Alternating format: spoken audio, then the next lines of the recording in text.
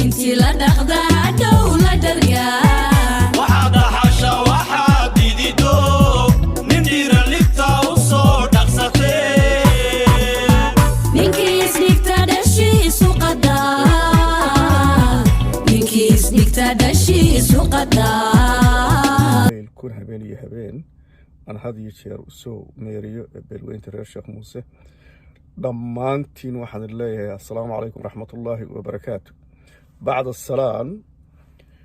runaahaantii maanta waxaan rabaa inaan waxoogaa yaro tibixa aan idinka wariyo meesha runahaantii markaad xaqiiqada aynu runta isu sheegayno ereyo fara badan oo aan isticmaalay baa jira oo aan sifo ku sheegayay sifooyin ereyadana waxaa ka mid ah awr dabar la-aan dhacay waxa cuna dugaaga hashi geelayga diidda geel kale ku roorta labadaba dab laga saar way abaahi seegtaa neefka dhurwaa dilka ah marka geela la caraabinayo geedaha ku meeraysta dhurwaa dil weeyaan baan idin idhi koorta geela marka uu dhawaqeedu ku yaraado isagoo afar qaadlaynaya geela kusoo dhex dhacaa baan idin idhi waxaan hadallada uga jeedaa oon maanta idinku darayaa awrka marka xerada la geeyo meel uu xaarxaaranayo hadduu moos yani waxa weeyaan oodi lagu xeeray ama yani waxa weeyaan yani waxa weeyaan xerada looga dhigay ayuu wuxuu damcaa inuu iska riixo qodax baa kaga roorta bisareexatan dhammaan beelweyntii reer sheekh muuse haddaa tihiin ha riixina in allaaliya intii maanta culamada idiin sita hadalkooda dhexdiisa ha gelina waa iga dardaaran waxaad u qaadataan oday dhaqameedkeenna oo suldaankeenna ugu horeeyo suldaan maxamed suldaan cabdi ismaaciil marjic inaan arrinta loo yeelo ummad kala dambaynba wax ku leedahay isdhinac yaac meel kuma gaadho ummadii isma qalbay gun kaga baxdaa gobonimona ku gaadhaa reer sheekh muuse haddaa tihiin ummad iyagu isku fayshay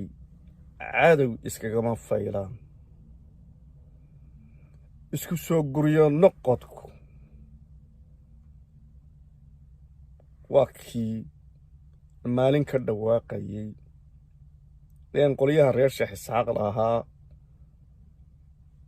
gabadh qurux badan oo indha isma buuxisa isma indho buuxisaan u bixiyay gabadha quruxda badan leh hargeysa lagu aroosi baan ku uri burcana waa lagu galbin doonaa yani waxa weeyaan wanaaggii ilaahay siiyey hadday reer sheekh isxaaq garan waayeen buuba ay abuureen iyo durbaan tumasho gabadha quruxda badan waa nimcada ilaahay siiyey baan ka hadlayay isma unda buuxisaa la yidhaha yani isma aragto yani marka qofku wanaaggii arki waaye marka sheekh muuse oo maanta maraaxilkaad ka soo gudubteen dib u sii eega ilmo yar qadaad u jiifa baad ka soo gudubteen ilmo yar oo dhaqdhaqaaq xoolka dhexdiisa ku sameynaya barkimo dhinacyada laga soo geliyo baad ka soo gudubteen ilmo yar oo xabadka ku siqaaya waad ka soo gudubteen guurguurasho waad ka soo gudubteen gidaar qabsi baad taagantihiin oo markaad gidaarka saa u qabsataan ilmaha yar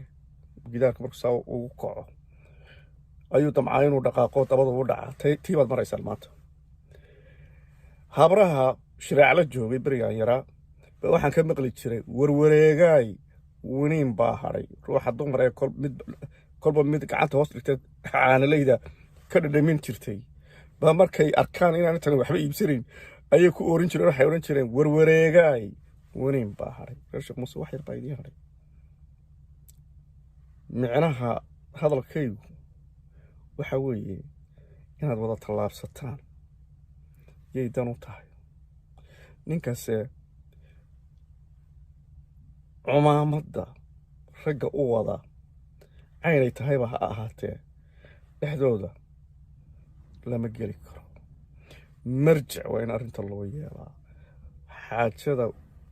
suldaan haddii noqoto suldaan guud baa jooga marjiceed bay leedahay arrini madax iyo mijay kala leedahay intaa in ka baxsan hadal idinka odhan maayo reer Sheekh Muuse haddaad tihiin inta maanta cumaamadda idiin sita waxaad ka dhigataan ushii nabiyullaahi muuse calayhi salaam wamaa tilka biyamiinika yaa muusa haadihi casaay isna uu ku jawaabay bay arrini maraysaa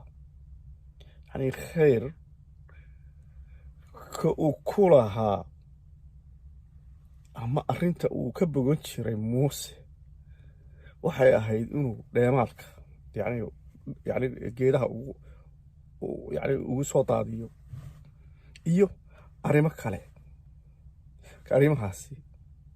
ilaahayna waxa uga yeelay ushii dagaalkii oo la galay fircoon nabiyullaahi muuse calayhi salaam in la yidhaha laa takhaaf bay heerkaa gaadhay dhulka dhig bay ahayd wixii lagu yidhi maxay samaysay wax allaalii iyo khayaalkii oo dhan bay liqday maxaa meeshaa ka soo baxay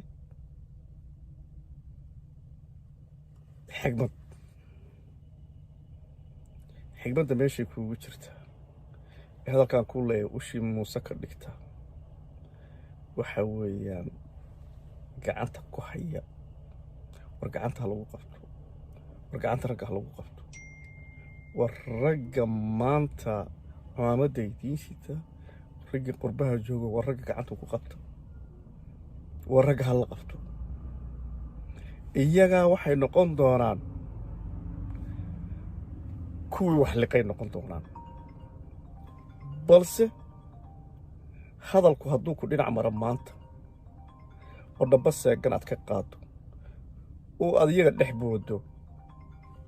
ma bannaana waxaase hadal idinku gabagabaynayaa marjacna ha la isugu yimaado maanta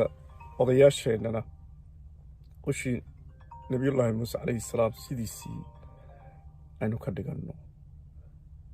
aan adeegsanaan u jeedaa marka odayaashana marjicoodu ha noqdo meel loo noqdo asalaamu calaykum waraxmatullaahi wabarakaatu